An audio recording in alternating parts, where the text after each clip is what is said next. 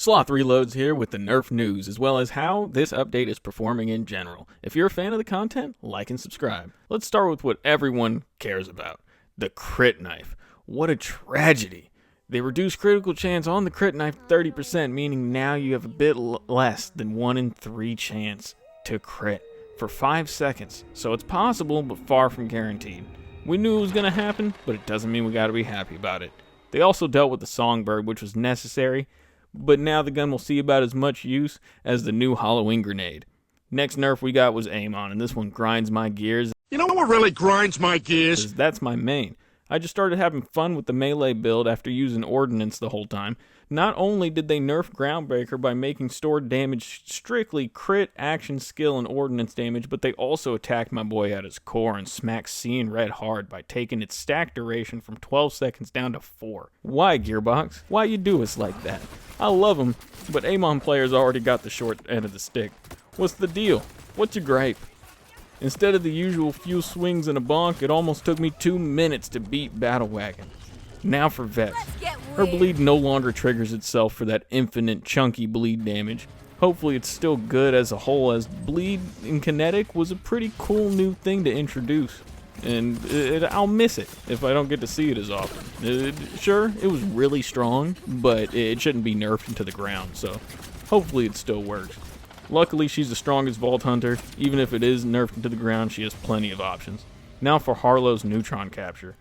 It now converts all gun damage into radiation and only applies to gunshots and not all gun damage. So now the Katagawa's Revenge will not perform as well as it was. Future limiting build variety. Definitely hurts, as I feel she has the least amount of options for high damage build. Rafa was safe this time around, so all's well in his neighborhood. That's all for nerfs. As far as the update, anyone actually like how they handled it? I haven't seen much of people talking about how they like it. I personally am not the biggest fan with everything event-related locked behind Rift Champions. Thought it would be a bit better than that. And on top of that, the drop rate of the new weapons are awful. 7 reward chests later and I only got 1 single murmur and no grenade. With Rift Champions still being just as inconsistent as before, with, you showing up and them disappearing for no reason. I'm not impressed for first DLC of this game, free or not. All this work for lackluster weapons and a cool looking but useless grenade has me feared for the future. Hopefully, this isn't a reoccurring trend for DLC. To consistently farm world bosses, I go farm Battle Wagon for the new shinies. And after every farm, I check the map by zooming all the way out, since you can see the new Rift Champion icon from space, which is a pretty nice addition. I'm also getting constant glitches though. Sometimes my rep kit will just forget to do the healing part, essentially removing the rep part out of the rep kit. Besides that, I'm getting infinite action skills or boss health not moving, going hand in hand. When this happens, I just keep shooting and pray, because out of nowhere the boss just gets deleted, so I think it's just a UI thing, but I'm not so sure about the rep kit. But on the bright side, there was actually a lot of quality of life updates in this, especially in split screen.